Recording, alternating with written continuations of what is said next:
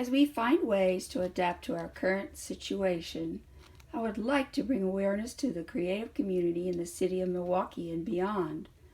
Arts at Large and other organizations that provide meaningful experiences in the arts to our students, family, and community members are experiencing an unprecedented hardship. If you are able, please find ways that are most comfortable to you to support Arts at Large and the arts community.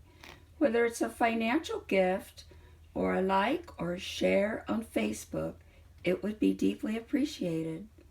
The Arts at Large Storytime will be featured every Wednesday night at 7 p.m.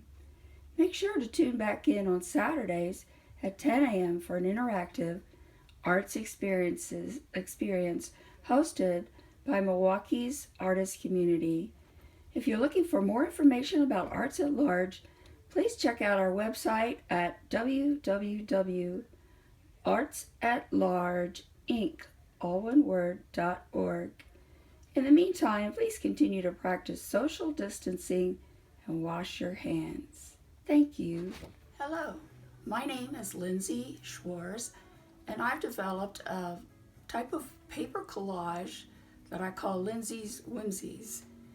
And I make these collages using decorative paper or pictures from a magazine or any other things I happen to find around the house or in my travels that looks interesting.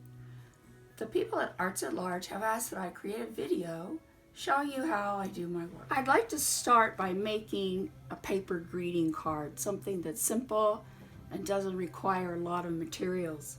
Here are two examples of greeting cards that I created recently, and this one has a decorative paper background. I happened to get this piece of paper at Paper Source, and then I made the inserts for the door by weaving scraps of paper that I had.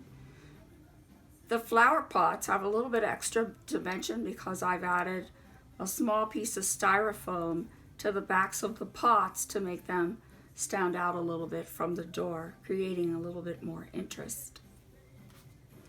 The penguin card is also made from decorative paper or paper scraps that I've come across in my various travels. I like to get paper wherever I go. And you can see that we've got our penguins, and it's supposed to be ice and water, glaciers and mountainside. This was made using, these scraps were from a paper pack. Most art stores will sell paper packs, and they have little scraps of decorative paper large enough to create a greeting card or even more. I don't throw anything away. I save my scraps and I use them as I go. So these are just two examples, and today we're going to do maybe a little bit simpler, and I'm going to use some paper scraps that I had, some decorative paper scraps, and some little squares I've cut out of magazines to show you how you can look through your magazines with a new eye and see different things than you saw before with color and texture in the pictures. You're going to need a few supplies. You're going to need brushes to glue your pieces to your project. You're going to need a card, a blank card, and you can get these at almost any craft store. You're going to need your decorative pieces, and I just cut out a few from magazines and some scraps of decorative paper that I had laying around, and I thought maybe we would think about making a Mother's Day card. I've got 3 daughters and they're all mothers, so I'm going to need some Mother's Day cards. You need your glue. I happen to use Mod Podge, but any water-soluble glue will do. And then I like to use a piece of parchment paper to glue my pieces. I add the glue to the backs on the parchment paper, and then I don't have to worry about being very accurate and taking my brush all the way edges. I can just take my brush and squish the glue on. If you don't have a piece of parchment paper, you end up with a nice surface like this, with all my old glue stuck to this plotter, this desk plotter, before I discovered the parchment paper. So the first thing you want to do is have your card, and then you want to lay out your pieces. Just want to see what looks interesting, what colors go together, what textures might go together on this card. I like this little piece here. It was from a decorating magazine and was a picture above the couch. So that one goes nicely with that piece there. So I have a little piece of decorative paper. We can add that here. And then we just continue adding pieces of interesting colors and papers, something we want Mom to think about. Here's a nice vacation scene. Here's another one of these interesting textures. This was actually a comb out of a magazine. So you can see that you can just move these around. Don't glue anything until you have something that you like. Okay, I like the placement of these. I like the fact that I've picked up the blues and the greens from this piece, and the golds and the yellows from this piece. This is an odd duck piece. I don't know if I like that there or not, but we'll try it. We'll try it.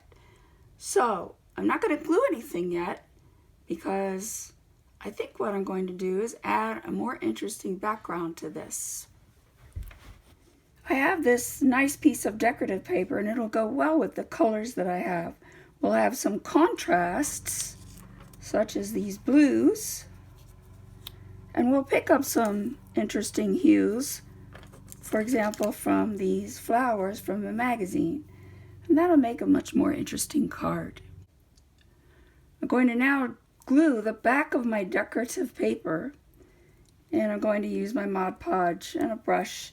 And see, I have this background on my parchment, so when I get ready to glue, I don't have to be so careful around the edges, because the glue will only go on the parchment paper, and this glue does not stick to this parchment paper.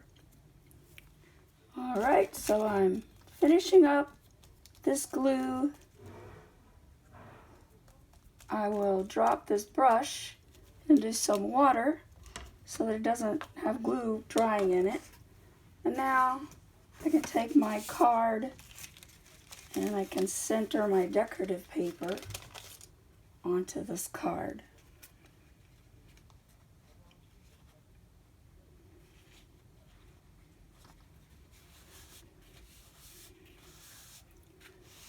The other little trick that I have found is that you have to flatten this paper, or what I would call press this paper, between some parchment paper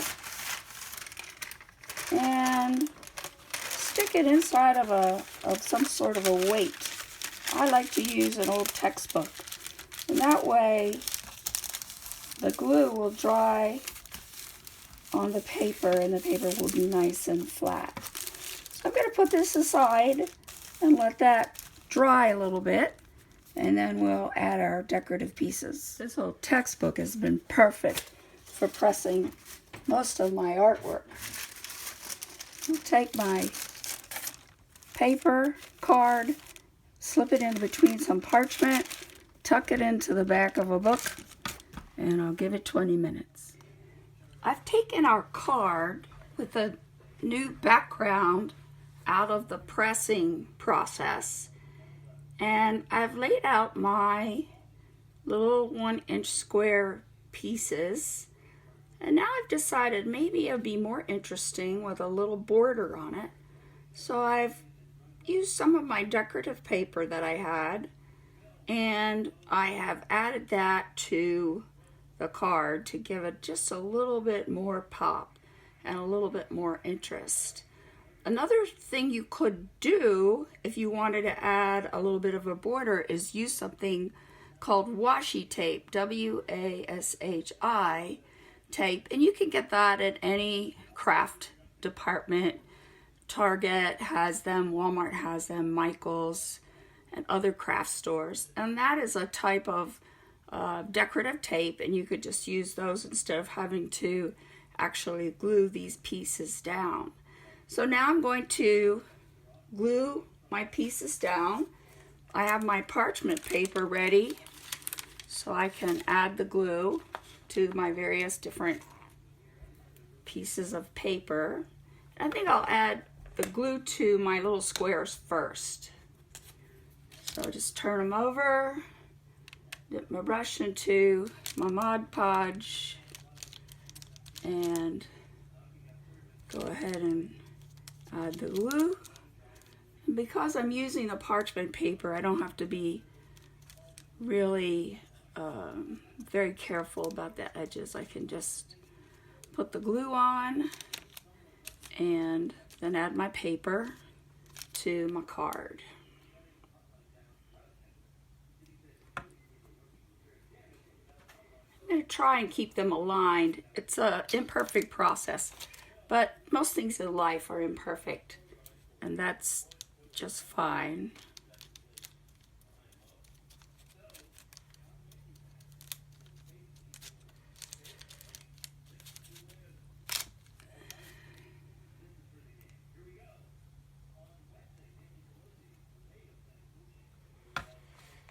All right, and I'll just continue this process of gluing my little squares onto my card.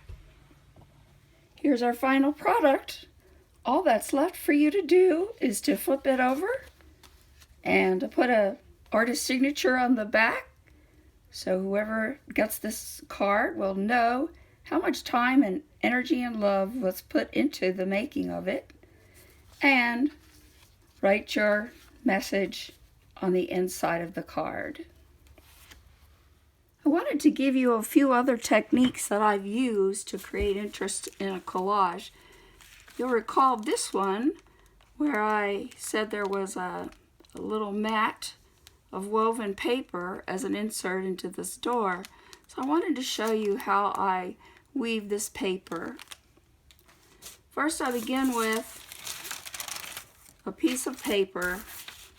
It doesn't have to be part of my project because I'm going to trim my mat and I'm going to create a mat the size of the paper strips when I'm all finished with my gluing. So I take a little bit of my glue and I make a little strip of glue at the top. And then I take my paper and I anchor just the tops into the little patch of glue that I have here. And you want them to be side by side if that's possible. I just take the strips of paper that I have, anything that looks interesting, and align them side by side by side. And this can be as long a strip as you want or as short a strip as you want. Then you come back with your crosswise pieces, and just like you did when you used to do weaving at summer camp, you do over under or under over in this case, and you snug that strip up against the top pieces that have already been glued. And now, because this one was over under, I'm going to do under, over, and then under. This tends to make a very interesting piece of paper that you can use on a card or for anything that you are working on. Now, let's do one more over, under, just to get the idea. You want to snug these crosswise strips all the way up to the last strip. And then once you have your piece of paper woven to the size that you need, then you're just going to gently lift these pieces up and dab some glue underneath to secure the little woven paper fabric that you've made.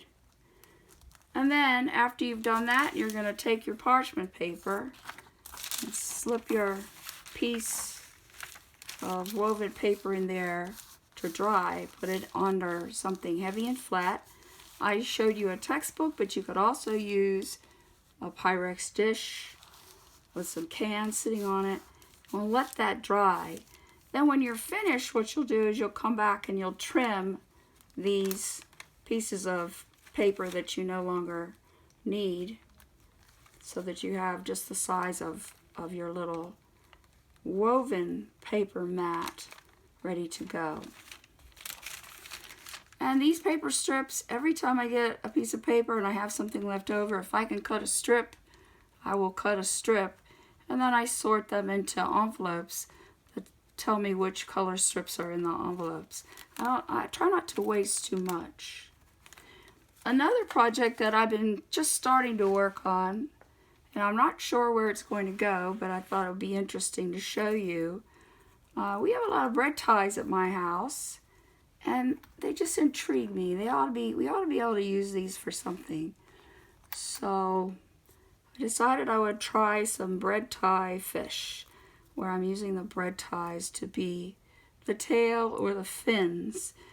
The paper that I'm using as my fish is also something I've collected instead of putting it in the trash. And this is a piece of craft paper that has been cut into a waffle pattern by the company who supplied the packing paper. It's just brown paper that I have painted using a watercolor kit. Just any other watercolor kit will do. This happens to be the one I was using. And I've just started on this. I'm not really sure where I'm going to go with it yet. But this is another way you can look at items in your house to see if there's some other way to use them. Sometimes you'll get a gift and it'll have crinkled paper as part of the packing instead of something like this. And you can take that paper and glue it down and create maybe something like this. I created this piece just in the last couple weeks to represent my view of the menace of the coronavirus. And all of these papers that are inside these little cylinders are from a package or paper that I cut into strips and then folded. I've glued them inside these cylinders, and the cylinders have any pieces of paper towel roll. So you're only limited by your creativity. Well, I hope you get started with your paper collage and that you are able to have lots of fun, occupy your time, and share with others.